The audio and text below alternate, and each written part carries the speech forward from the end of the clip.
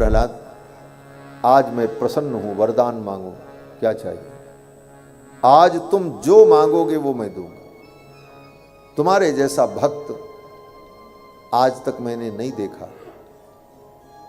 ऐसे दुख में, ऐसी विपत्ति में और ऐसी परिस्थिति में भी मेरे भजन में तुम लगे रहे।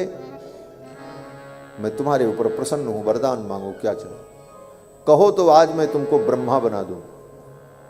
ब्रह्मा जी को रिटायरमेंट दे दिया जाए, आवश्यक रिटायरमेंट। कहो तो इंद्र को हटा करके मैं तुमको इंद्र बना दूं। कहो तो भगवान शंकर जो प्रलय के अधिदेवता हैं उनको उनके पद से हटा करके तुमको ही मैं शिव के पद पर प्रतिष्ठित कर। ब्रह्मत्वम वा शिवत्वम वा, कहो तो ब्रह्मत्व दे दूं, कहो तो शिवत्व दे दूं। अंत में भगवान ने यह भी कह दिया, प्रहलाद अगर तुम चाहो तो मैं अपना विष्णु का पद भी तुमको दे दूं, तुम्ही को बना करके बैठा दूं। ब्रह्मत्वम वा शिवत्वम वा विष्णुत्वम वापि दीयते, कहो तो मैं तुमको विष्णुत्व भी प्रदान करूं। क्या चाहिए मांगो। प्रहलाद जी ने कहा, प्रभु मैं क्या मांगू, मुझे कुछ नहीं चाहिए। प्रहलाद जी ने कहा, प्रभु जो भक्त आपसे कुछ मांगता है वो आपका भक्त नहीं होता है। बोले तब? प्रहलाद जी कहते हैं जो भक्त आपसे कुछ मांगता है वो व्यापारी है, वो आपसे व्यापार कर रहा है। कुछ लेना और कुछ देना ये तो व्यापार होता है। जो भक्त आपसे कुछ मांगता है वो आपका भक्त नहीं है, वो तो वणिक है, वो व्यापारी है। यस्त आशीष आशास्ते नस भृत्य सवई बणिक। भगवान ने कहा, प्रहलाद कुछ तो मांग लो, तुम्हारे जैसे भक्त को मैं कुछ दूंगा तो मेरा देना सार्थक हो जाएगा। संसार के भिखारियों को दे दे करके तो मैं थक गया। भगवान कहते हैं ये संसार के जो लोग हैं इनको तो देते देते मैं थक गया हूं। दाता एक राम, भिखारी सारी दुनिया। भगवान कहते हैं भिखारियों को देते देते मैं थक गया, लेकिन तुम्हारे जैसा आप्त काम, पूर्ण काम, परम निष्काम भक्त अगर कुछ कहे और मैं कर सकूं तो हे प्रहलाद मुझे प्रसन्नता होगी। मेरे प्रसन्नता के लिए तुम कुछ मांग लो। क्या अद्भुत प्रसंग है महाराज। भगवान कह रहे हैं मांगो और प्रहलाद कहते हैं हमको चाहिए नहीं। ये भक्ति है। और आज ले भक्त कहता महाराज हमको ये दो, भगवान कहते हैं जो हमारा मन करेगा देंगे, मन करेगा तो नहीं भी देंगे, जाओ। मांगते मांगते थक जाते, कहाँ मिलता है? कितनी चीजें मांगते हैं और कहाँ सब मिलता है। लेकिन यहां तो उल्टी स्थिति है। भगवान कहते हैं मांगो और प्रहलाद कहते हैं हमको चाहिए नहीं। यह स्थिति हमारे जीवन में आ जाए। दो भक्तों की कथा है भागवत में, बड़ी विचित्र। एक प्रहलाद की, एक ध्रुव की। दोनों 5 वर्ष के और दोनों के गुरु नारद जी हैं। नारद जी ने ही वहां भी मंत्र दिया था और इनके गुरु भी नारद जी हैं। और दोनों की परिस्थितियां भिन्न भिन्न हैं, लेकिन दोनों भक्त में अंतर क्या है? बोले ध्रुव जी ने भगवान से मांगा तो ध्रुव को पश्चाताप करना पड़ा। कल की कथा में सुना था। ध्रुव जी ने यही कहा, अहो बत ममानात्म मंदभाग्यस्य पश्यत।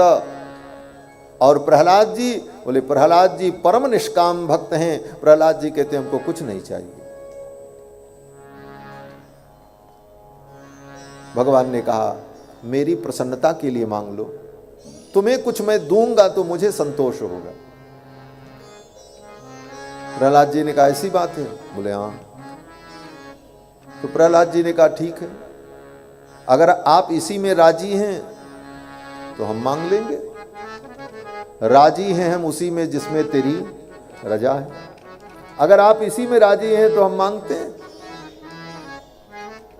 लोगों ने कहा वाह, प्रहलाद जैसे निष्काम भक्त में भी कामना उत्पन्न हो गई और प्रहलाद भी मांगने को तैयार हो गए। बोले हाँ, मांगने को तैयार तो हो गए, लेकिन प्रहलाद जी ने क्या मांगा है ये जब सुनोगे तब पता चलेगा। प्रहलाद जी ने कहा प्रभु, अगर आप वरदान देना चाहते हैं तो यही वरदान दे दीजिए कि आज के बाद कभी भी मेरे मन में कुछ मांगने की इच्छा उत्पन्न न हो। यही दे दीजिए। क्या मांगा? कामानाम हृद समरोहम भवतस्तु वृणे वरम। यही वरदान मुझे चाहिए कि आज के बाद कभी मेरे मन में मांगने की इच्छा न हो। आज मैं जो आपसे मांग रहा हूं, आपके कहने पर मांग रहा हूं, और यही मांग रहा हूं कि कभी मेरे मन में आज के बाद मांगने की इच्छा ही न हो। इतनी बड़ी निष्कामता भक्त प्रहलाद के अंदर। भगवान प्रसन्न हो गए। भगवान ने कहा प्रहलाद तुम धन्य हो। प्रहलाद जी ने कहा प्रभु एक प्रार्थना जरूर है। बोले क्या? बोले मेरे पिता को आप क्षमा कर देना। मेरे पिता ने आपको बहुत गालियां दी। मेरे पिता का कल्याण हो जाए, मेरे पिता की उत्तम गति हो। क्यों? प्रहलाद जी कहते मैं उनका पुत्र हूं। मेरे शरीर के अंदर जो रक्त है, जो धमनियों में रक्त प्रवाहित है, वो मेरे पिता का अंश है। अगर पिता मुझे शरीर न देते, जन्म न देते, तो मैं आपकी भक्ति कैसे करता? तो मेरा कर्तव्य है, मेरा दायित्व है कि मैं अपने पिता का कल्याण कर सकूं, मेरे पिता की उत्तम गति हो। यही पुत्र का धर्म है। तो मैं आपसे प्रार्थना करता हूं कि मेरे पिता की उत्तम गति हो, और मेरी कोई इच्छा नहीं। भगवान के आंखों में आंसू आ गए। जिस दुष्ट ने इतना सताया, उसके प्रति भी ऐसा सद्भाव, उसके भी कल्याण की भावना, यही भक्त की महानता होती है। भक्त किसी को अपना शत्रु नहीं समझता। भक्त प्रहलाद ने कहा मेरे पिता की उत्तम गति हो। भगवान ने कहा प्रहलाद जाओ, आज मैं वचन देता हूं। आज तो मैंने क्रोध में तुम्हारे पिता को मार दिया, लेकिन आज मैं वचन देता हूं तुम्हारे वंश में उत्पन्न होने वाले तुम्हारे किसी संबंधी का मैं कभी वध नहीं करूंगा। ये विशेष वरदान भगवान ने दिया। वो कितना भी बड़ा अपराध करेगा, लेकिन तुम्हारा अगर संबंधी होगा, मेरे भक्त का संबंधी है, इस कारण से मैं उसे दंड नहीं दूंगा। और इस वचन को भगवान ने निभाया। प्रहलाद के पुत्र विरोचन, विरोचन के पुत्र राजा बलि, और बलि के पुत्र बाणासुर, प्रहलाद का परपोता बाणासुर है। और कृष्णावतार में जब बाणासुर से युद्ध हुआ तो भगवान ने बाणासुर को यही कह करके छोड़ दिया। बोले जाओ, मैं तुम्हें छोड़ रहा हूं, क्योंकि तुम्हारे प्रपितामह को मैंने वचन दिया था नरसिंहावतार में कि तुम्हारे वंश में उत्पन्न होने वाले किसी व्यक्ति का मैं वध नहीं करूंगा। भगवान के भक्तों से संबंध हो, यह भी एक बहुत बड़ा बल है। भगवान के भक्तों से हमारा संबंध हो, वह संबंध ही भगवान की कृपा का कारण बन जाता है। उस संबंध से भगवान कृपा कर देते हैं। भगवान ने कहा जाओ, आज के बाद तुम्हारे वंश में उत्पन्न होने वाले किसी भी तुम्हारे संबंधी का मैं वध नहीं करूंगा। और रही बात तुम्हारे पिता के उद्धार की, तो प्रहलाद तुम्हारे जैसा भक्त जिसके कुल में उत्पन्न हो जाए, उसकी तो 21 पीढ़ी तर जाती है, उसकी 21 पीढ़ी का उद्धार होगा। ये चरित्र नारद जी ने युधिष्ठिर को सुनाया, सुखदेव जी ने राजा परीक्षित को सुनाया। आगे सप्तम स्कंद में 3 अध्याय में देवर्षि नारद ने युधिष्ठिर को वर्णाश्रम धर्म का वर्णन करके सुनाया है। इसके बाद अष्टम स्कंद की कथा प्रारंभ होती है। अष्टम स्कंद में सर्वप्रथम श्री सुखदेव जी महाराज ने राजा परीक्षित को भगवान के परम भक्त गजेंद्र की कथा सुनाई। गजराज, गजराज की कथा बड़ी प्रसिद्ध है। गजराज सरोवर में स्नान करने गया था और नीचे ग्राह ने उसको पकड़ लिया।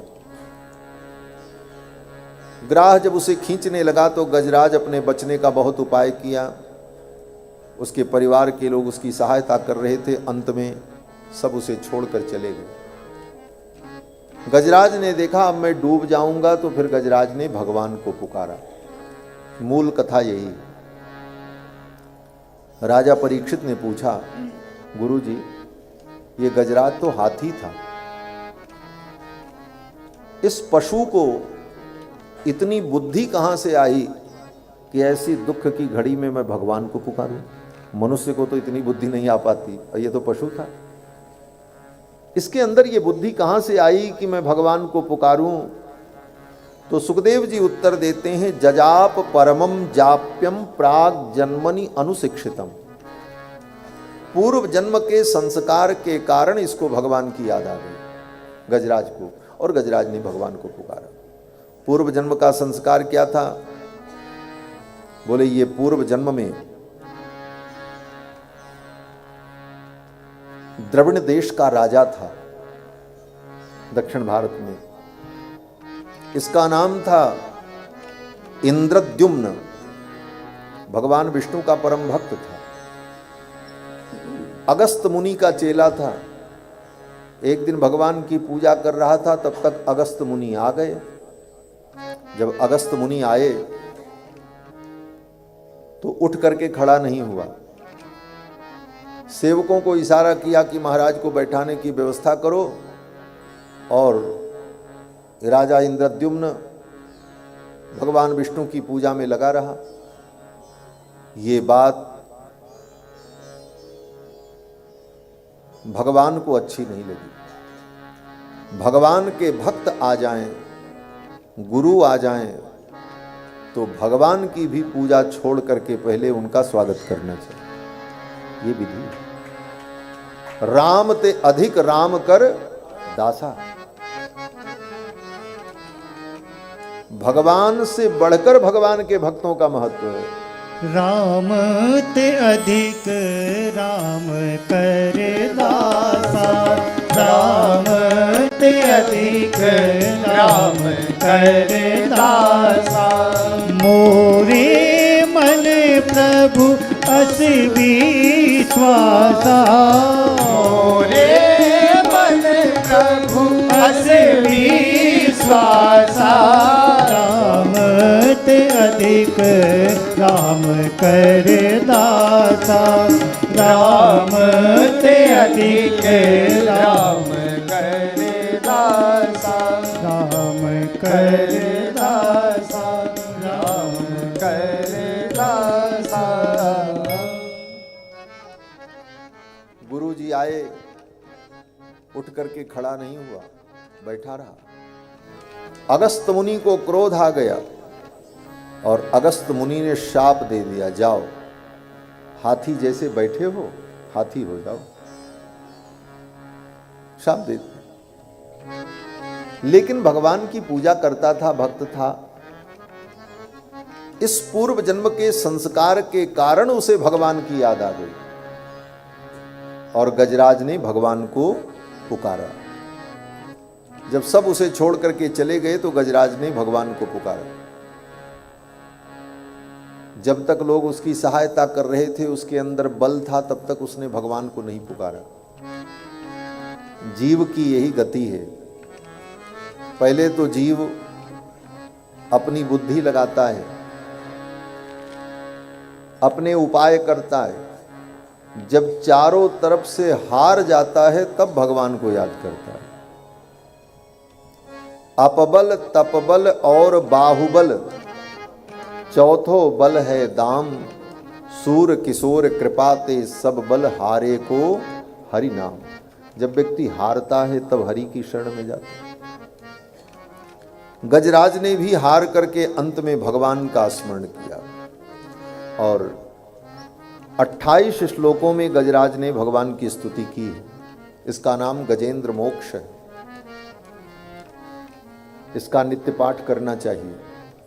गजेंद्र मोक्ष का जो पाठ करता है समस्त प्रकार के बंधन से मुक्त हो जाता है। और हमारे अयोध्या महात्म्य में तो वर्णन है कि अयोध्या की गलियों में जब घूमो, दर्शन करने के लिए जाओ, तो गजेंद्र मोक्ष का पाठ करते हुए अयोध्या की गलियों में घूमना चाहिए। तो भगवान शंकर ने वर्णन किया है। तो गजेंद्र मोक्ष यह स्तोत्र 28 श्लोक, कहीं भी किसी श्लोक में गजराज ने भगवान का नाम नहीं लिया। 28 श्लोकों में स्तुति की है, लेकिन गजराज ने भगवान का नाम नहीं लिया। गजराज कहता है भगवान मेरी रक्षा करें। कौन से भगवान? बोले नमो भगवते तस्मई, उन भगवान को प्रणाम है। किनको?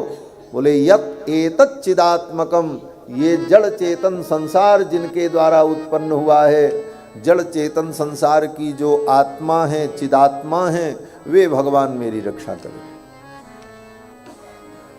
ये नहीं कहा कि नारायण मेरी रक्षा करें, गोविंद मेरी रक्षा करें। फिर स्तुति करते हुए गजराज कहता पुरुषाय आदि बीजाय, जो सृष्टि के मूल पुरुष हैं, आदि बीज हैं, वो मेरी रक्षा करें। यस्मिन इदम यतश्चेदम, ये संपूर्ण सृष्टि जिन परमात्मा के अंदर है वो भगवान मेरी रक्षा करें। ये संपूर्ण सृष्टि जिनसे उत्पन्न हुई है वो मेरी रक्षा करें। इस प्रकार गजराज स्तुति करता रहा, लेकिन स्पष्ट रूप से कहीं भगवान का नाम नहीं लिया। न गोविंद कहा, न माधव कहा, न गोपाल कहा, न रंगनाथ कहा, न राम कहा, न कृष्ण का कोई नाम। आगे सुखदेव जी कहते हैं कि एवं गजेंद्र मुपवर्णित निर्विशेषम, निर्विशेष रूप से गजराज ने भगवान की स्तुति की। ब्रह्मादिक देवता गजराज की स्तुति सुन रहे थे, लेकिन कोई उसकी रक्षा के लिए नहीं आए। ब्रह्मादयो विविध लिंग विदाभिमानाः, ब्रह्मादिक देवता अपने अपने लोक में बैठे रहे, अपने अभिमान में। कोई गजराज की रक्षा के लिए नहीं आया। गजराज जब डूबने लगा तो भगवान आए। छंदोमयेन गरुणेन समह्यमान, अपने वेदमय गरुण पर बैठकर भगवान आए। आकाश मार्ग से भगवान जब आ रहे थे, गजराज ने देखा इतनी वेग से गरुण जी आ रहे हैं और गरुण की पीठ पर भगवान विराजमान। भगवान का पीतांबर आकाश में उड़ रहा था। भगवान के गले की बनमाला हल्लोरित हो रही थी। भगवान के केश बिखर बिखर करके मुख पर आ रहे थे। भगवान की इस झांकी को देख करके गजराज भाव विभोर हो गया। प्रेम सखी का एक पद है, गज निरख्यो फहरान बसन की, ललक लग्यो मुख कमल बिलोकन भूल गई गजग्राह ग्रसन की। गजराज भूल गया कि ग्राह ने मुझे पकड़ रखा है और भगवान की मनोहर झांकी को देखने लगा। भगवान पहुंचे। गजराज ने सोचा मैं भगवान को क्या अर्पित करूं। त्रिलोकी के नाथ आ रहे हैं, मैं इनको क्या भेंट करूं। गजराज ने सोचा ये कमलाकांत हैं, ये कमल नयन हैं, इनको कमल अत्यंत प्रिय है। अपने हाथ में भी कमल पुष्प को धारण करते हैं। और भक्त जब स्तुति करते हैं तो भक्त कहते हैं आपके चरण कमल, आपके मुख कमल, आपका कर कमल। भक्त जब भगवान का वर्णन करते हैं, स्तुति करते हैं, तो भगवान के एक एक अंगों की उपमा कमल पुष्प से ही देते हैं। नव कंज लोचन कंज मुख कर कंज पद कंजारुणम, नव कंज लोचन कंज मुख कर कंज पद कंजारुणम। श्री रामचंद्र कृपाल भजु मन हरण भव भय तारुणम। श्री रामचंद्र कृपाल भज मन हरण भव भय दारुणम् नव कंज लोचन कंज मुख कर कंज पद कंजारुणम् नव कंज लोचन कंज मुख कर कंज पद कंजारुण। भगवान के नेत्र कमल, भगवान के चरण कमल, मुख कमल ऐसा वर्णन करते हैं। गजराज ने सोचा मैं भी एक कमल पुष्प अर्पित करूं, और गजराज ने एक कमल पुष्प लिया और भगवान को अर्पित किया। नारायणाखिल गुरो भगवन नमस्ते कह करके कमल पुष्प अर्पित किया। उसी समय भगवान अपने गरुण की पीठ से कूद गए, नीचे उतर गए और गजराज की सूंड को पकड़ा और ग्राह के सहित बाहर निकाल लिया। चक्र के द्वारा ग्राह के मस्तक को काट दिया और गजराज को लेकर के भगवान वैकुंठ चले गए। इस प्रकार भगवान ने गजराज की रक्षा की। इसके बाद आगे कथा आती है समुद्र मंथन की। समुद्र मंथन की कथा आती है। समुद्र मंथन में भगवान के कई अवतार हुए। कच्छपावतार, धनवंतरी अवतार और मोहिनी अवतार। समुद्र मंथन की कथा बड़ी विस्तृत है। समुद्र मंथन क्यों हुआ, केवल मूल कारण बता करके इस कथा को हम प्रणाम कर लेंगे। समुद्र मंथन लक्ष्मी जी के लिए हुआ। लोग यही जानते हैं कि समुद्र मंथन अमृत के लिए हुआ, लेकिन अमृत के लिए नहीं हुआ। लक्ष्मी जी समुद्र में चली गईं और लक्ष्मी जी की कृपा दृष्टि के अभाव से सारा संसार दुखी हो गया।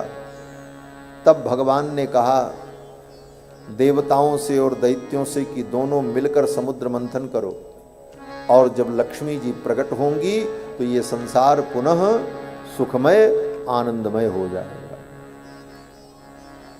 हमारे आचार्य वर्णन करते हैं कि समुद्र का मंथन और समुद्र का बंधन दोनों काम भगवान ने लक्ष्मी जी के लिए ही किया है। रामावतार में समुद्र का बंधन किया, समुद्र पर पुल बांधा, किसके लिए? बोले सीता जी के लिए।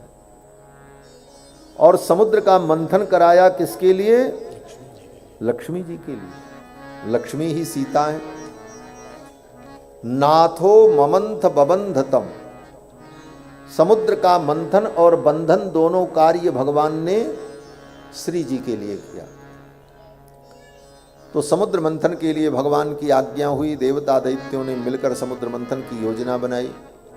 मंदराचल पर्वत को लेकर के आए, ला रहे थे, रास्ते में मंदराचल पर्वत हाथ से छूट गया, नीचे गिर गए। हजारों दैत्य दब करके मर गए। दैत्यों ने कहा अब समुद्र मंथन नहीं होगा। बोले क्यों? बोले जिस कार्य के प्रारंभ में इतना बड़ा उपद्रव हो गया, अब ये कार्य होने वाला नहीं है। भगवान ने देखा कि ये देवता और दैत्य हार मान करके बैठ जाएंगे तो हमारी लक्ष्मी जी कैसे प्रकट होंगी।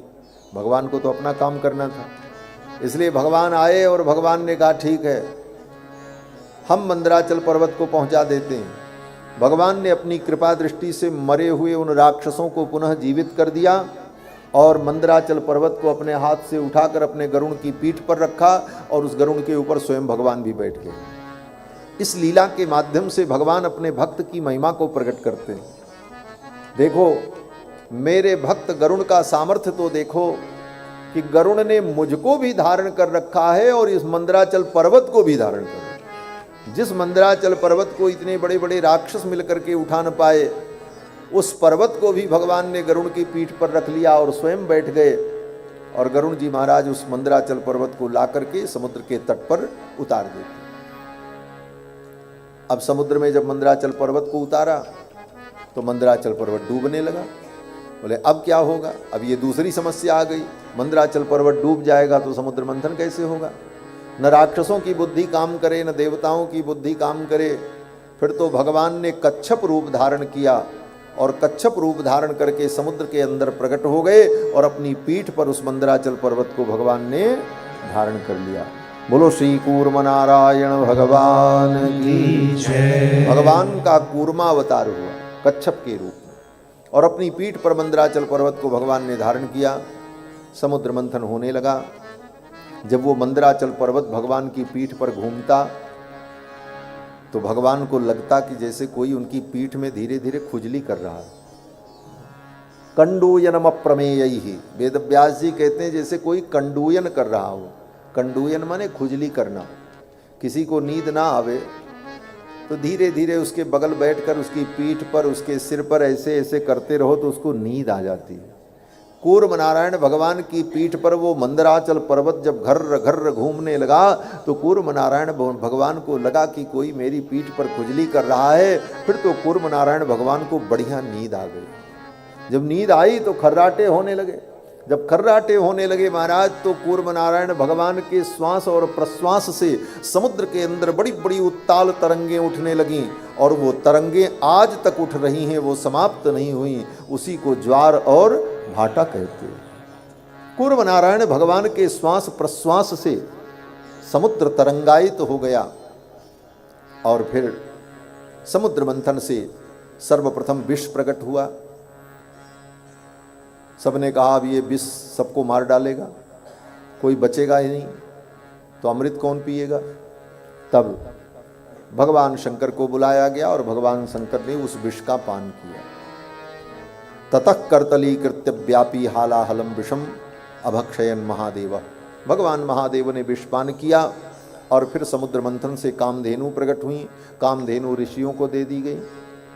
समुद्र मंथन से अप्सराएं प्रकट हुई, उनको स्वर्ग में स्थापित कर दिया। समुद्र मंथन से वारुणी देवी प्रकट हुई।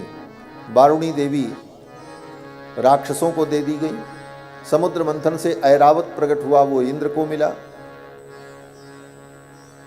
उच्चैःस्रवा नाम का घोड़ा प्रकट हुआ, वो दैत्यों के राजा बलि को दिया गया। समुद्र मंथन से कौस्तुभ मणि प्रकट हुई। बोले ये कौस्तुभ मणि कौन लेगा। सब लोग गए उस मणि को लेने के लिए, लेकिन कोई उस मणि को उठा नहीं पाए। अंत में वो मणि स्वयं आकर के भगवान के वक्षस्थल पर विराजमान हुआ और इसके बाद समुद्र मंथन से लक्ष्मी जी का प्रादुर्भाव हुआ। ततश्चरा रंजयंती दिशक कांत्या विद्युत सौदामिनी यथा। समुद्र मंथन से लक्ष्मी जी का प्रादुर्भाव हुआ। आकाश में दिग्गज प्रकट हो गए और उन दिग्गजों ने अपनी सूंड में अमृत कलश लेकर महालक्ष्मी का महाभिषेक किया।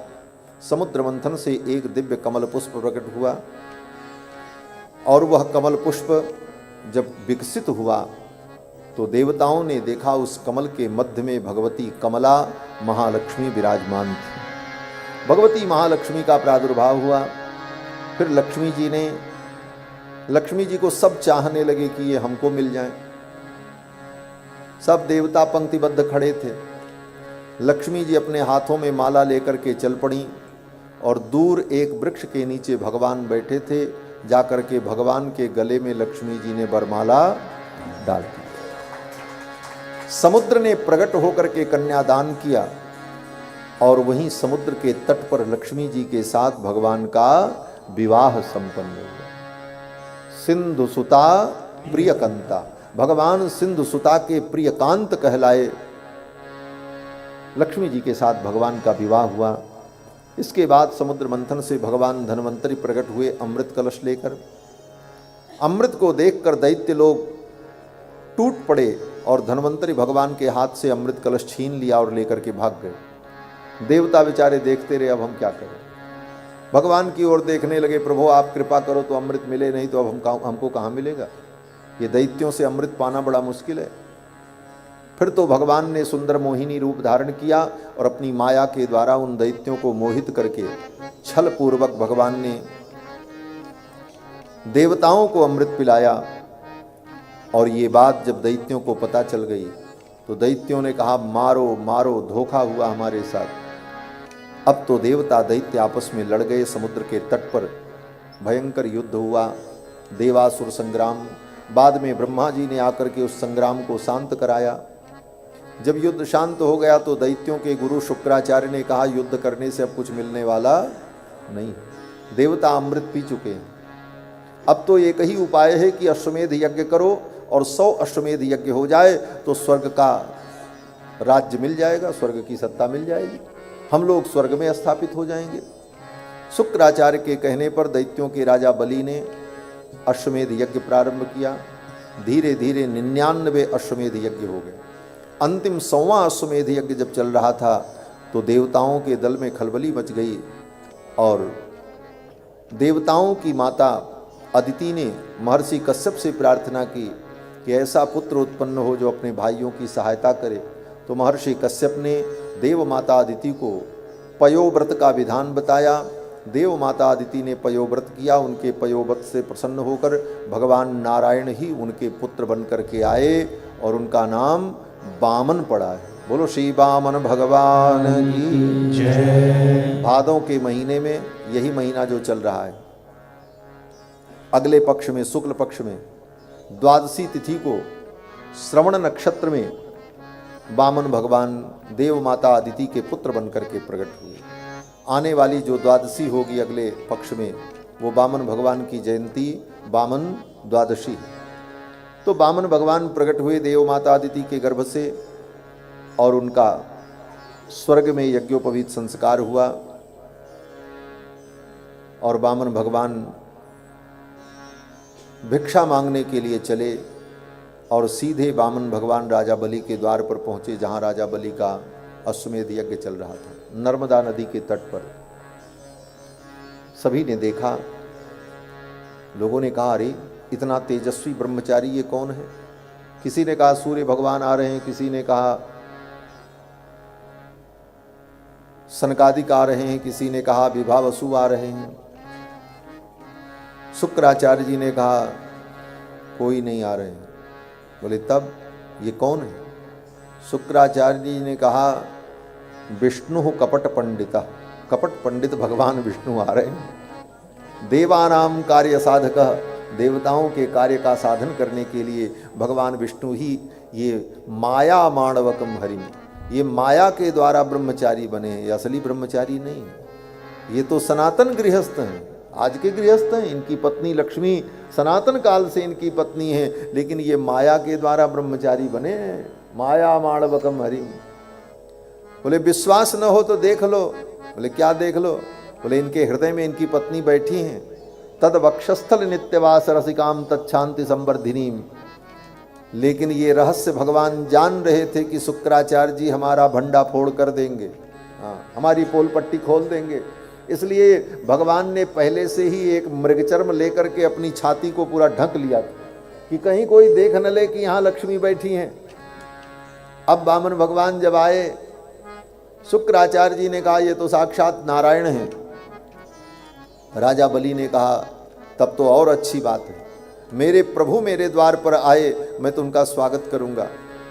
शुक्राचार्य जी ने कहा तुम्हारा सब ले लेंगे, तुम्हारा सर्वस्व हरण करने के लिए आए हैं। राजा बलि ने कहा सर्वस्व इनका ही है, मैं भी इन्हीं का हूं, और अगर ये मेरा सर्वस्व हरण करना चाहते हैं तो मैं इनको अपना सर्वस्व समर्पण करना चाहता। राजा बलि साधारण भक्त नहीं है महाराज, भले असुर हैं लेकिन भगवान के परम भक्त हैं।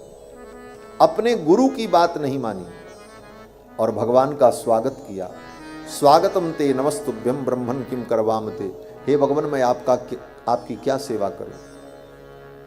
अद्य नः पितरस्तृप्ताः अद्य नः पावितम कुलम। आज मेरे पितर तृप्त हो गए, मेरा कुल पवित्र हो गया, आप मेरे द्वार पर आए। पूजन किया, सम्मान किया। राजा बलि ने कहा महाराज मैं आपकी क्या सेवा करूं। कहो तो 2 4 10 गांव दे दें, हाथी घोड़े दे दें, सोना चांदी दे दें।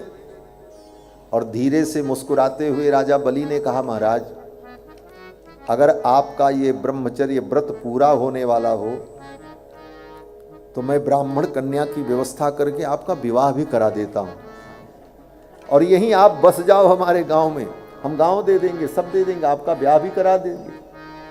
उतवा विप्र कन्याम, राजा बलि ने कहा विप्र कन्या की व्यवस्था कर दूं, आपका ब्याह हो जाए।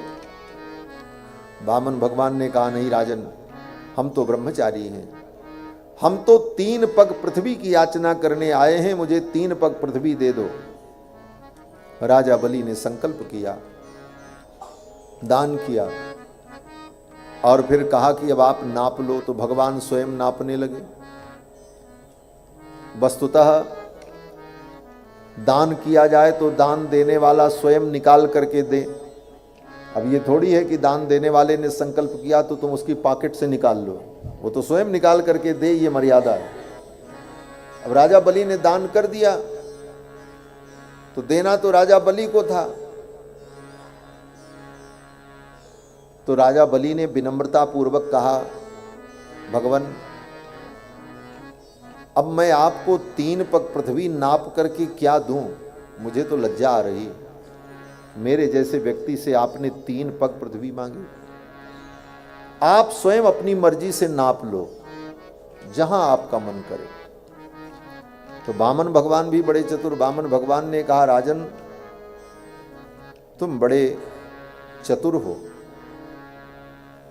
मेरे पांव छोटे छोटे हैं, मैं नापूंगा तो मुझे कम जगह मिलेगी और तुम नाप करके दोगे तो ज्यादा मिलेगी।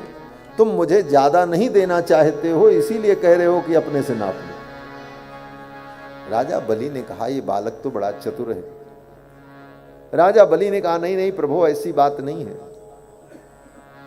अगर आपके पांव छोटे हैं तो आप अपने पांव बढ़ा करके नाप लो, मुझे कोई आपत्ति नहीं है। भगवान यही सुनना चाहते थे कि राजा बलि ये कह दे तो फिर मैं अपना चमत्कार दिखाऊं।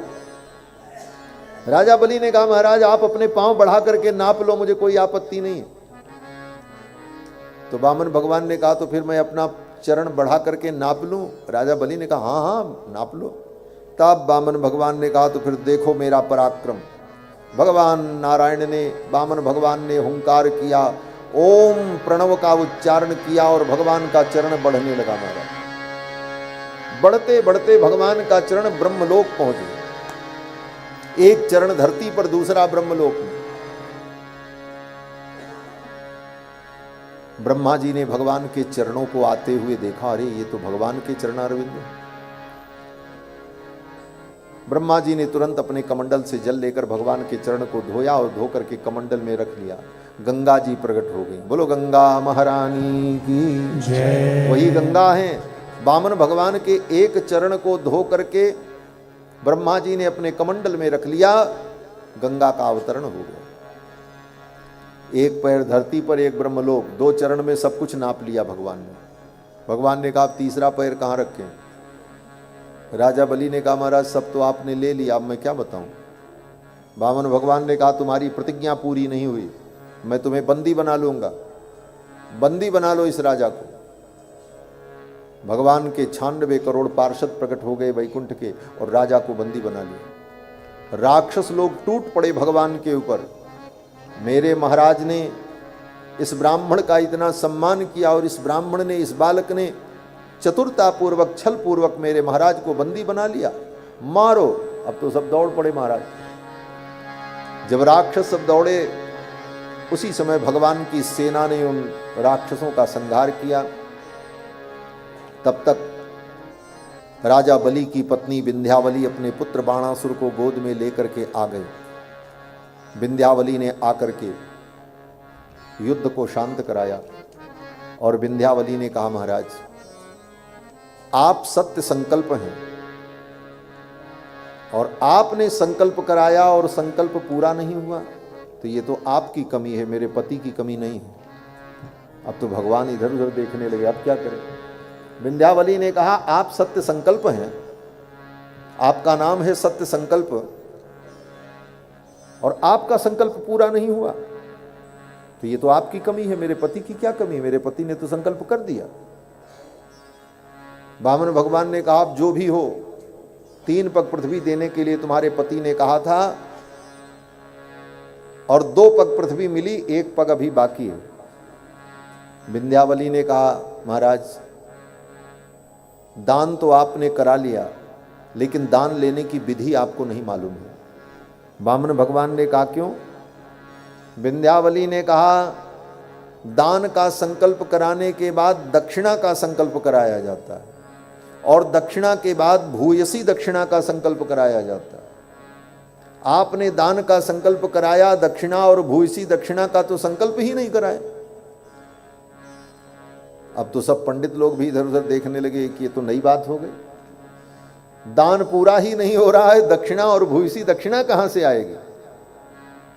तो विंध्यावली ने कहा, जो भी है संकल्प मेरे पति ने किया है, तो भूयसी दक्षिणा और दक्षिणा ये दोनों मैं देने की व्यवस्था करती हूं।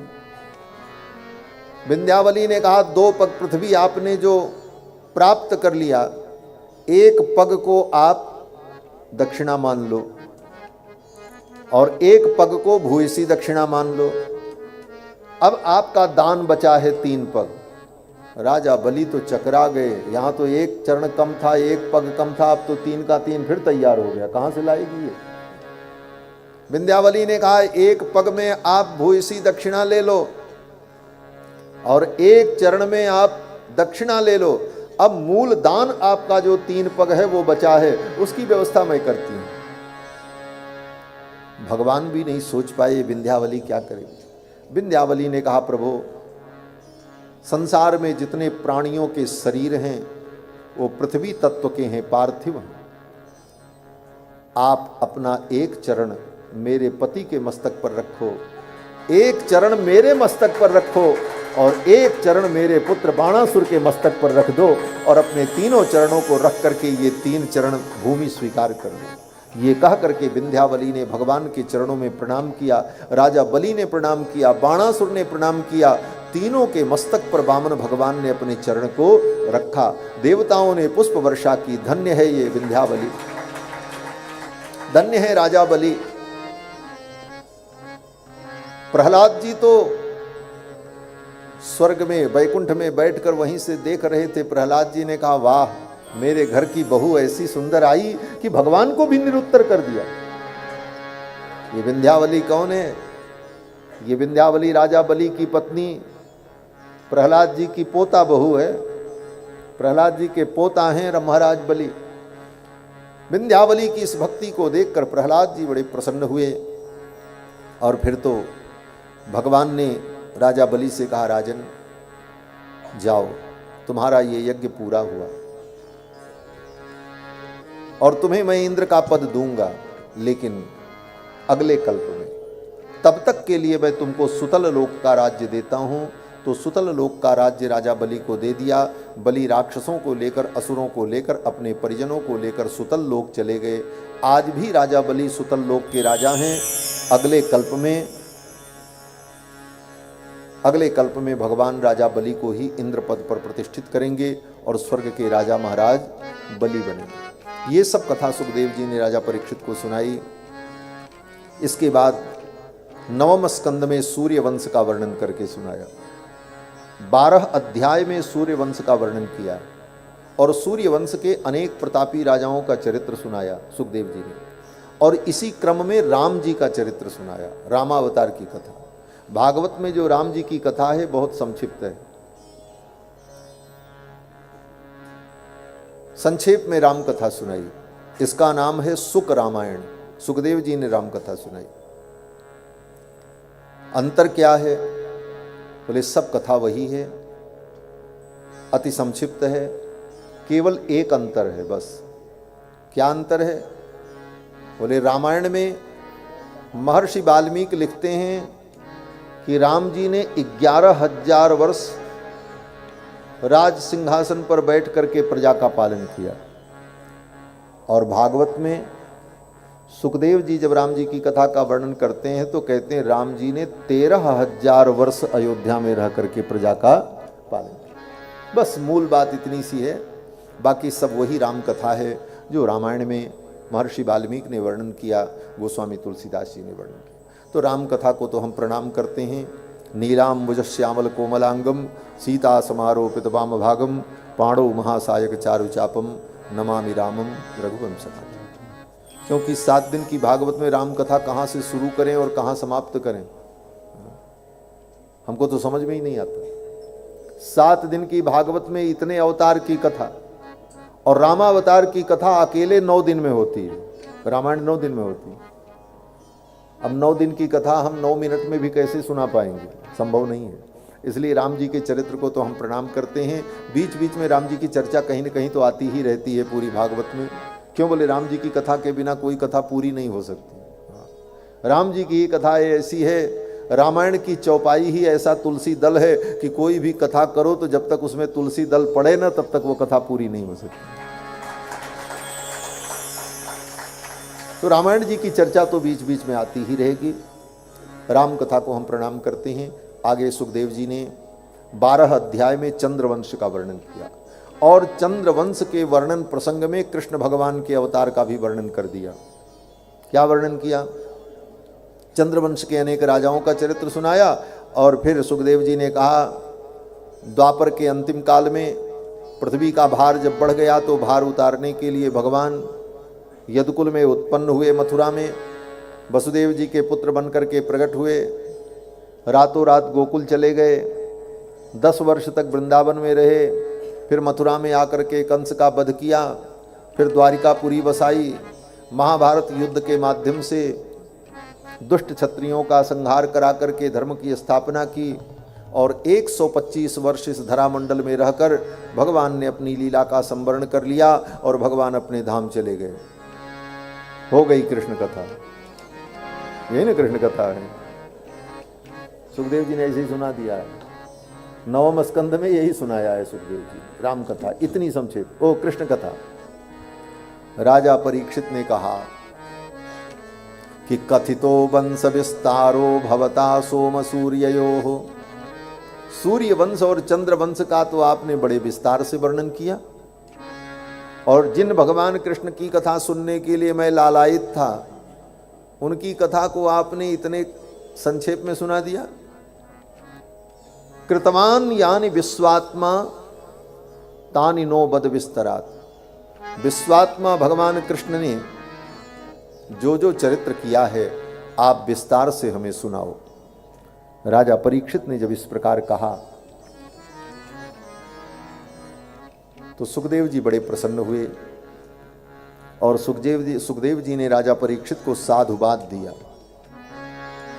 सुखदेव जी ने कहा राजन तुम धन्य हो, भगवान की कथा में तुम्हारी ऐसी निष्ठा है।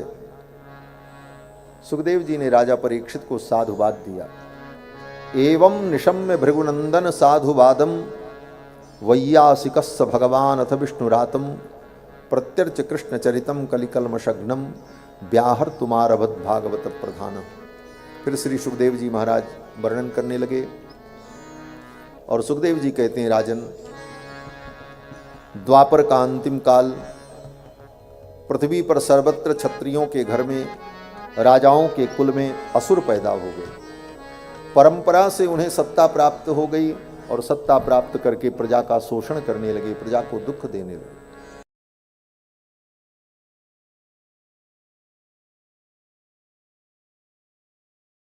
धरती ने जाकर के ब्रह्मा से प्रार्थना की,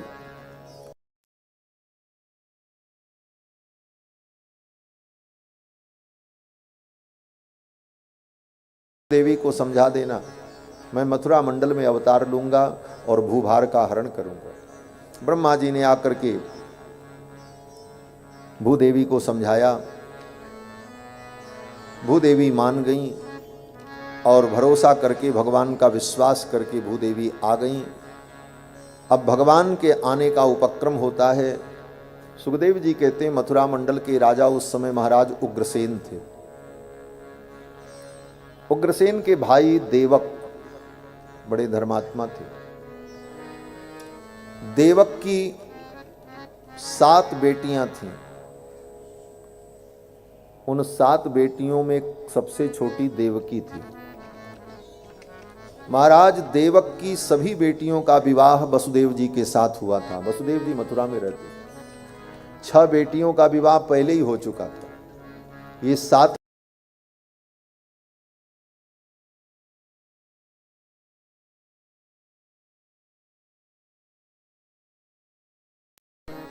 महाराज उग्रसेन का पुत्र था।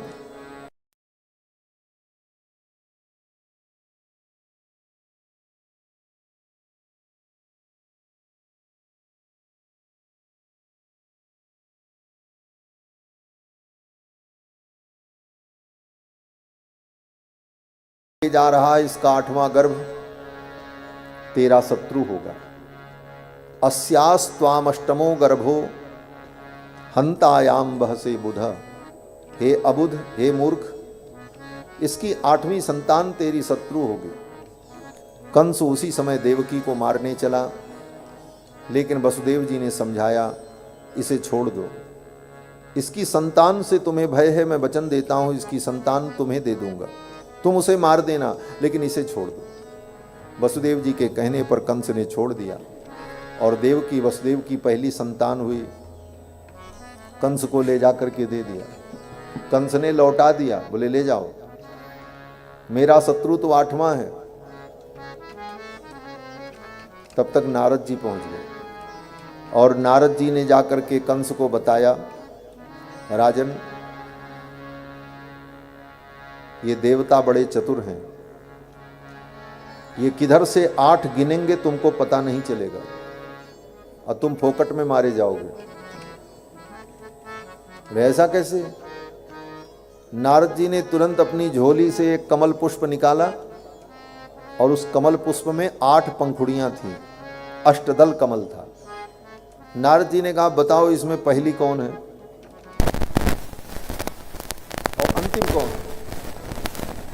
कंस ने कहा, गुरुदेव जहां से गिनना शुरू करेंगे वो पहली हो जाएगी और जहां खत्म हो जाएगी वो 8वीं हो जाएगी। इसमें तो हर पंखुड़ी पहली है और हर पंखुड़ी 8वीं है, और केवल पहली 8वीं नहीं, कोई भी संख्या कहीं भी मानी जा सकती है, जहां से गिनो वहां से वो शुरू होगी। साइकिल के पहिए में तीलियां होती हैं, लोहे की काड़ियां होती हैं। अब उसमें कोई पूछे इसमें पहली कौन है, क्या बताओगे पहली कौन है? जहां से गिनो वही पहली हो जाएगी और जहां खत्म हो जाए वो अंतिम। नारद जी ने जब इस प्रकार कहा तो कंस समझ नहीं पाया। कंस ने कहा, गुरुदेव मैं क्या करूं? फिर तो देवकी की सभी संतानों को मार डालूं, 8 को मार डालूं क्रम से। नारद जी ने कहा, राम राम, साधु के मुंह से यही कहलवाना चाहते हो? हम ऐसा क्यों कहें? तुमको जो समझ में आवे सो करो, तुमको जो समझ में आवे करो। कहा करके नारद जी चले गए।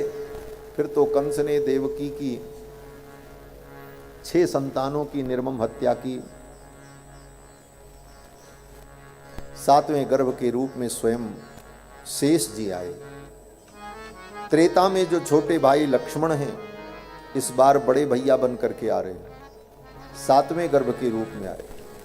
बड़े भैया बन करके क्यों आए? बोले इनकी इच्छा थी कि इस बार हम बड़े भैया बन जाएं। पिछले बार छोटे भैया बने थे, लक्ष्मण बने थे। तो लक्ष्मण जी को एक बात का बड़ा दुख था। क्या दुख? बोले जंगल में जब राम जी के ऊपर विपत्तियां पड़ी, कष्ट पड़ा, तो लक्ष्मण जी को अच्छा नहीं लगा। लक्ष्मण जी मन ही मन सोचते थे कि देखो मैं तो छोटा भाई बना हूं, अगर मैं बड़ा भाई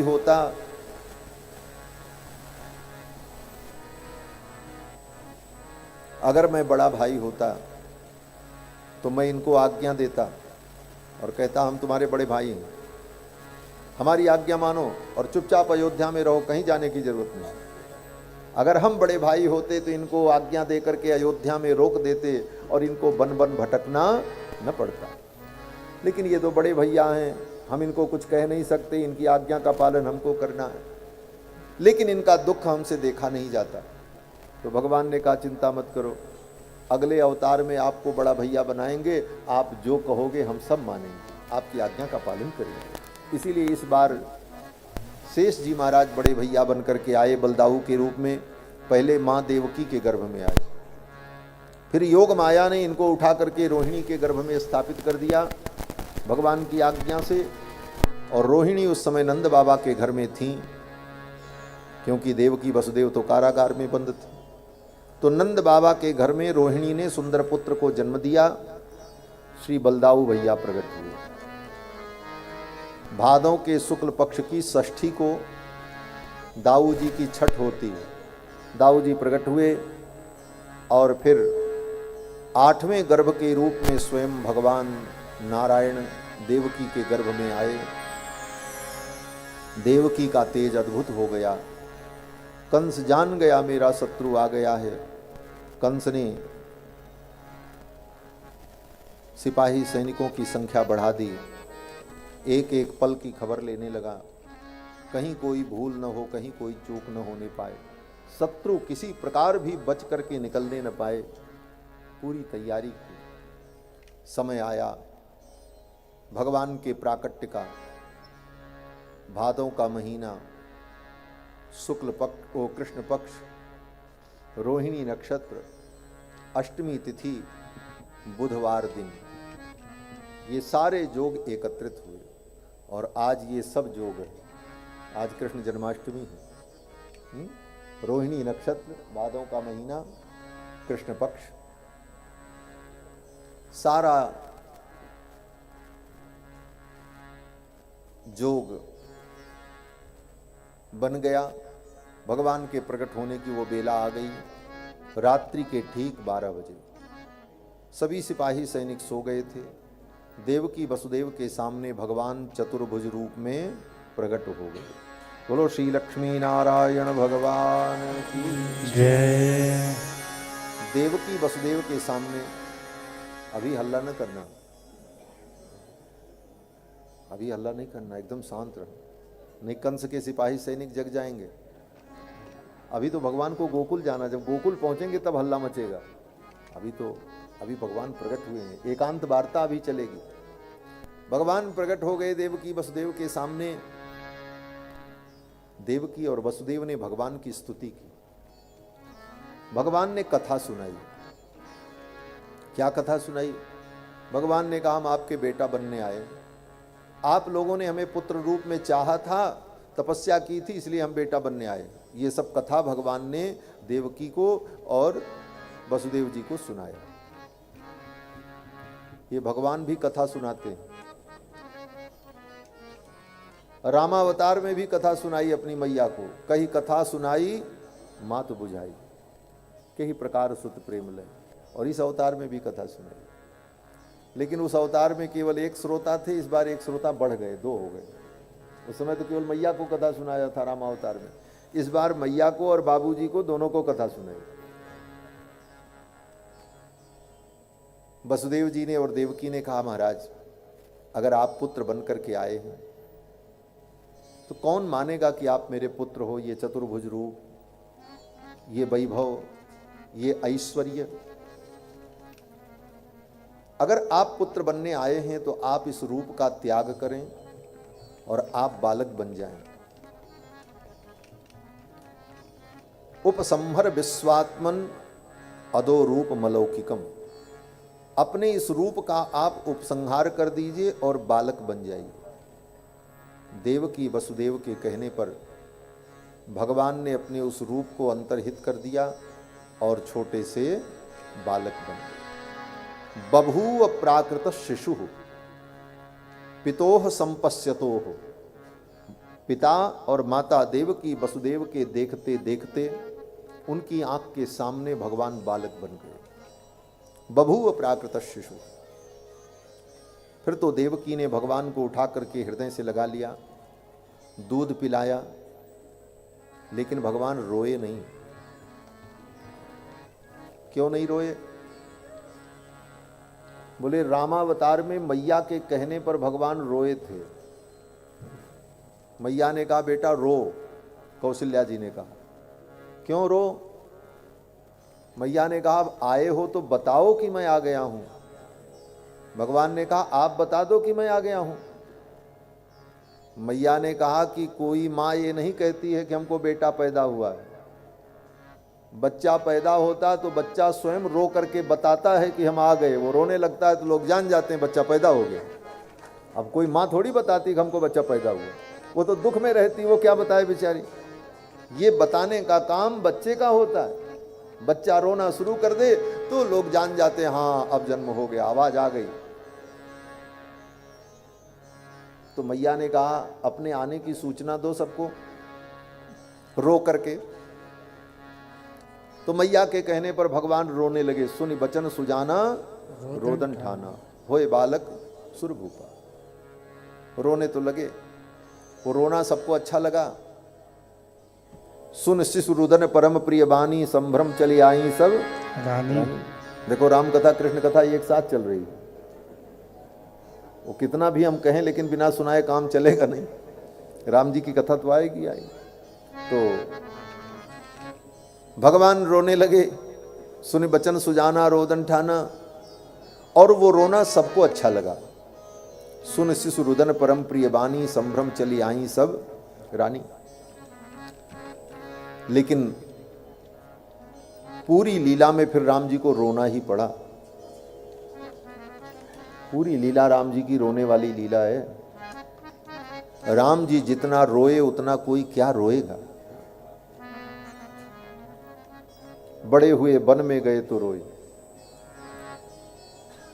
गृद्धराज जटायु की मृत्यु हुई रोए, सीता हरण हुआ रोए, लौट करके आए सीता का त्याग करना पड़ा तब रोए, जंगल में पिता के मरण का समाचार मिला तब राम जी रोए, लक्ष्मण को शक्ति लगी तब राम जी रोए। राम जी जितना रोए उतना कोई क्या रोएगा। इसलिए भगवान ने कहा इस रामावतार में लीला की शुरुआत जो है रोने से हुई। रोने से ही तो शुरू हुई। सुनि बचन सुजाना रोदन ठाना, होए बालक सुरभूपा। रोने से इस लीला की शुरुआत हुई, इसलिए पूरी लीला में हमको रोना पड़ा। लेकिन अब कृष्णावतार में हम नहीं रोएंगे, नहीं तो पूरी लीला में फिर रोना पड़ेगा। इसलिए कृष्णावतार में कृष्ण भगवान रोए नहीं। भगवान ने कहा हमारे बदले में तुम लोग रो। देवकी वसुदेव रो रहे हैं, कारागार में बंद हैं, भगवान नहीं रोए। भागवत पढ़ लेना, नहीं रोए। क्यों? बोले भगवान ने सोचा हम रोएंगे तो फिर पूरी लीला में रोना पड़ेगा। और हिसाब किताब तो तब पूरा होगा जब पिछले अवतार में हम रोए थे और हमारे माता पिता आनंदित हो रहे थे, तो इस बार माता पिता रोएंगे और हम आनंदित होंगे। हाँ। हिसाब कर दिया भगवान ने। देवकी वसुदेव रोते रहे, भगवान नहीं रोए। देवकी जी ने दूध पिलाया और कपड़े में लपेट कर टोकरी में रख करके वसुदेव जी को दे दिया। भगवान ने पहले ही बता दिया था सब कुछ, हमको गोकुल में नंद बाबा के घर पहुंचा देना और वहां उनकी कन्या प्रकट है, उसको लेकर के आ जाना। भगवान जब बालक बन गए, वसुदेव जी ने गोद में लिया, हथकड़ी बेड़ी खुल गई, कारागार के कपाट खुल गए और वसुदेव जी भगवान को लेकर के गए। जमुना पार किया, नंद बाबा के घर में ले जा करके यशोदा के पलंग पर कन्हैया को सुला दिया और वहां से कन्या को योग माया को लेकर के आए। योग माया को लेकर के आए, फिर हथकड़ी लग गई, दरवाजे बंद हो गए और कन्या रोने लगी जोर जोर से। जब कन्या रोने लगी तब सब उठे, अरे बालक की रोने की आवाज़ देखो देखो। कंस को सूचना भई, कंस आया, कन्या को हाथ से छीन लिया, जमीन पर पटकने चला और कन्या हाथ से छूट गई, आकाश में चली गई। कन्या ने कहा तू मुझे क्या मारेगा, तेरा शत्रु तो ब्रज में कहीं प्रकट हो चुका है। इधर तो मथुरा में ये सब घटना हुई।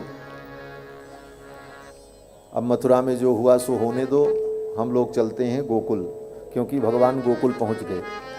और भगवान गोकुल आए। जब यहाँ सवेरा हुआ और सबको पता चला कि यशोदा रानी ने सुंदर पुत्र को जन्म दिया है, फिर तो परम आनंद छा गया चारों तरफ। गोप ग्वाल बालों को एक दूसरे से सूचना प्राप्त हुई, नंद बाबा के घर में बालक प्रकट हुआ है। फिर तो देखते देखते नंद बाबा के द्वार पर अपार भीड़ एकत्रित हो गई। गोप ग्वाल बाल सब एकत्रित हो गए और सब आकर के नंद बाबा को, यशोदा रानी को बधाई देने लगे। क्या बधाई देने लगे? यशोदा रानी, लाला के जन्म की बधाई हो, बधाई हो। अब तो चारों तरफ से यही धुनी आ रही है, हे नंद बाबा बधाई हो, बधाई हो। अब तो चारों तरफ से बधाई के स्वर गूंजने लगे महाराज। और सभी गोप ग्वाल बालों ने बड़े धूमधाम से नंद बाबा के द्वार पर जन्म महोत्सव मनाया और सबने गीत गाए, नंद के आनंद भयो जय कन्हैया, नंद के आनंद भयो।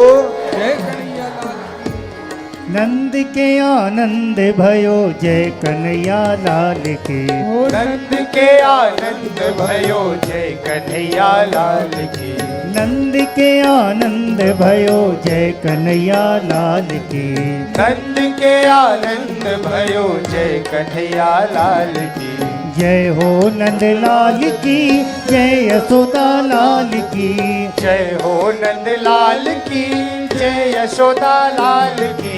जय हो नंद लाल की जय यशोदा लाल की। जय हो नंद लाल की जय यशोदा लाल की। नंद के आनंद भयो जय कन्हैया लाल की।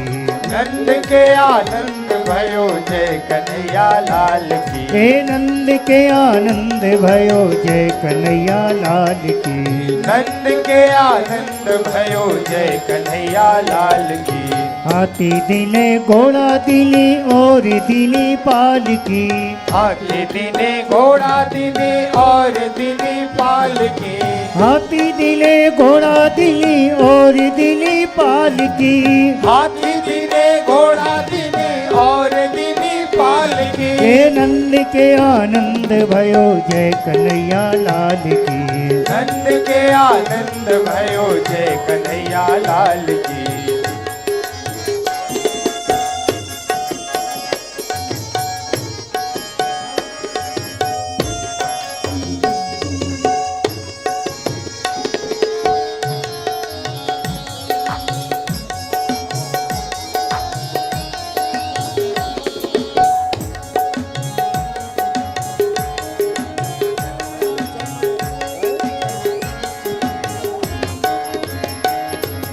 कौन को दिने हाथी घोड़ा कौन को दिने पालकी। कौन को दिने हाथी घोड़ा कौन को दिने पालकी। कौन को दिले हाथी घोड़ा कौन को दिले पालकी। कौन को दिने हाथी घोड़ा कौन को दिने पालकी। हे नंद के आनंद भयो जय कन्हैया लाल की। नंद के आनंद भयो जय कन्हैया लाल की। हे नंद के आनंद भयो जय कन्हैया लाल की। नंद के आनंद भयो जय कन्हैया लाल की।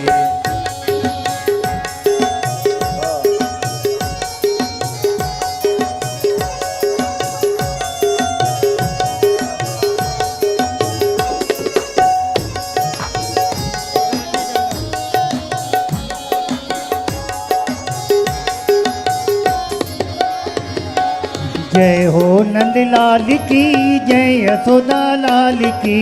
जय हो नंद लाल की जय यशोदा लाल की। जय हो नंद लाल की जय यशोदा लाल की। जय हो नंद लाल की जय यशोदा लाल की। जय हो नंद लाल की जय यशोदा लाल की। जय हो नंद लाल की जय यशोदा लाल की। नंद के आनंद भयो जय कन्हैया लाल की। नंद के आनंद भयो जय कन्हैया लाल की। नंद के आनंद भयो जय कन्हैया लाल की। नंद के आनंद भयो जय कन्हैया लाल की। जय हो नंद लाल की जय यशोदा लाल की। जय हो नंद लाल की जय यशोदा लाल की। जय हो नंद लाल की जय यशोदा लाल की। जय हो नंद लाल की जय यशोदा लाल की। नंद के आनंद भयो जय कन्हैया लाल की। नंद के आनंद भयो जय कन्हैया लाल की। जय हो नंद लाल की जय यशोदा लाल की। जय हो नंद लाल की जय यशोदा लाल की। नंद जी के आंगन में बज रही आज बधाई। नंद जी के आंगन में बज रही आज बधाई। हो 100 बार बधाई ले लो। 100 बार बधाई ले लो। 100 बार बधाई ले लो। 100 बार बधाई ले लो। लाखों बार बधाई नंद जी के आंगन में बज रही आज बधाई। नंद जी के आंगन में बज रही आज बधाई। बधाई हो।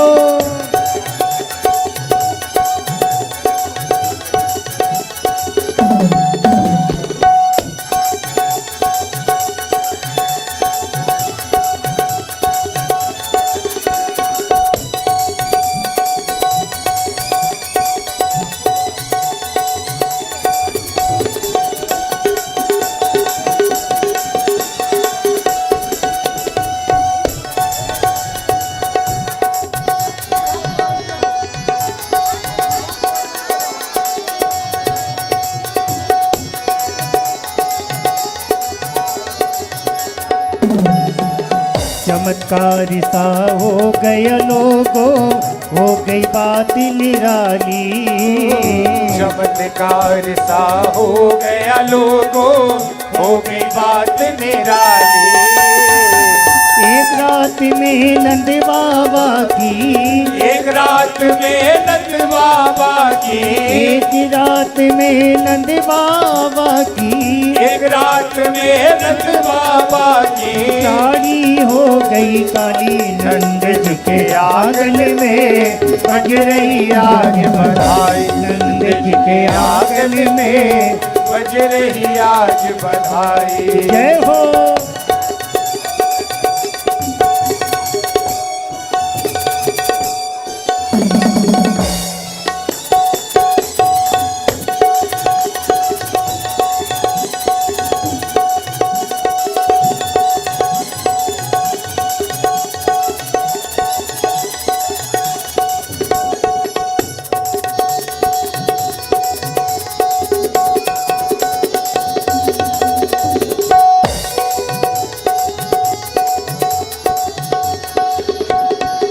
कानों कानों बात सुनी है, नटवर हो गया काला। कानो कानो बात सुनी है, नटवर हो गयो काला। नंद भी गोरे यशोदा भी गोरी, नंद भी गोरे यशोदा भी गोरी, नंद भी गोरे यशोदा भी गोरी। नंद भी गोरे यशोदा भी गोरी। नटवर है क्यों काला। नंद जी के आंगन में बज रही आज बधाई। नंद जी के आंगन में बज रही आज बधाई। जय हो।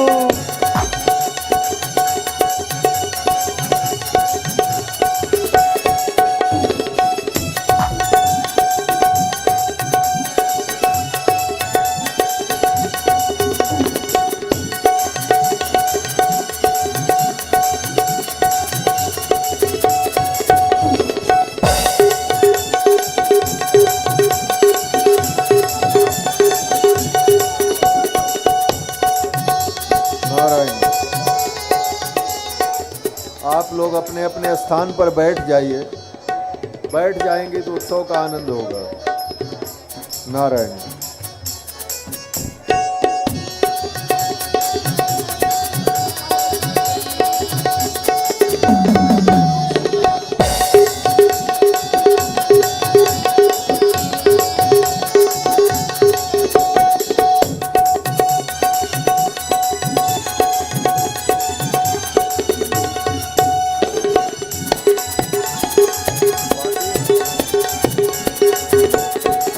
ना जाने किस ऋषि मुनि ने धागा आन लपेटा।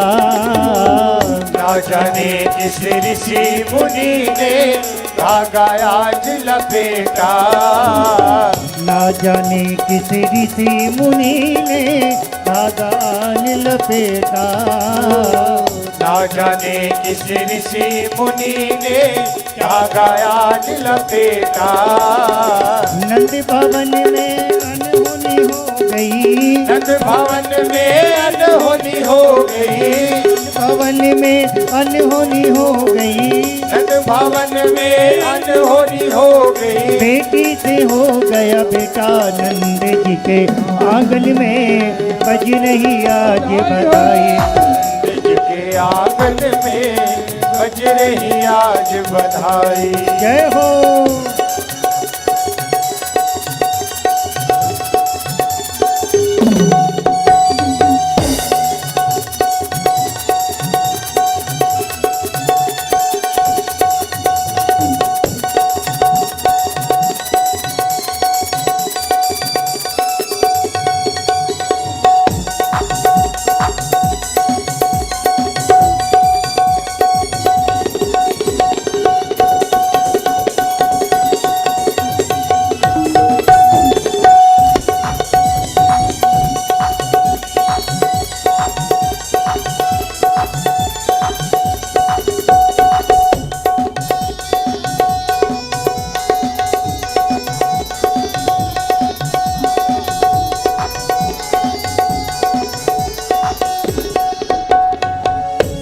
साल के बूढ़े देखो हो गए आज जवान।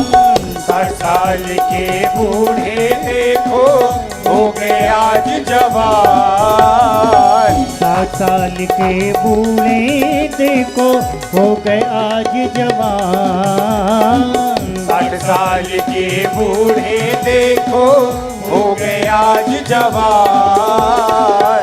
नाचे कूदे धूम मचावे, नाचे कूदे धूम मचावे, नाचे कूदे धूम मचावे, नाचे कूदे धूम मचावे। गावे मीठी तान नंद जी के आंगन में बज रही आज बधाई। नंद जी के आंगन में बज रही आज बधाई।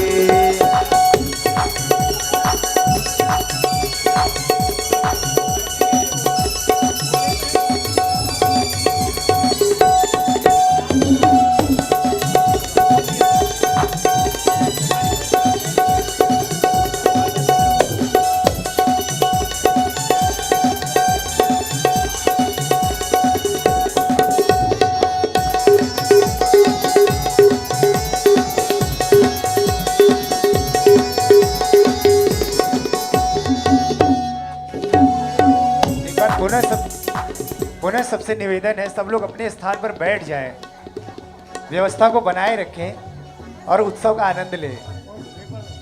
पुनः सभी भक्तों से निवेदन है, अपने अपने स्थान पर बैठ जाएं।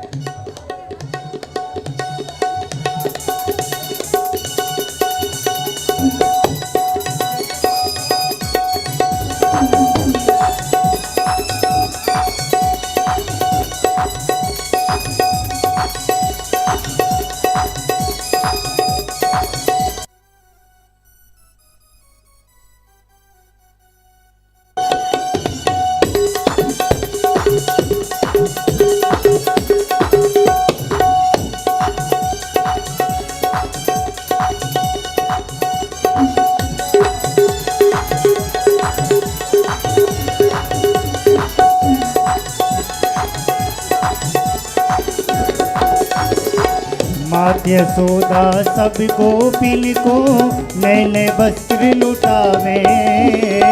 मात यशोदा सब गोपिन को नए नए वस्त्र लुटावे।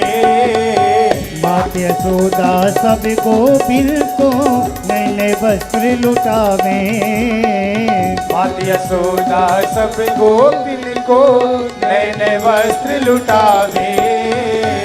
गोपाल सब हिल मिल करके, गोपाल सब हिल मिल करके, गोपाल सब हिल मिल करके, गोपाल सब हिल मिल करके बाबा को नाच नचावे। नंद जी के आंगन में बज रही आज बधाई। नंद जी के आंगन में बज रही आज बधाई।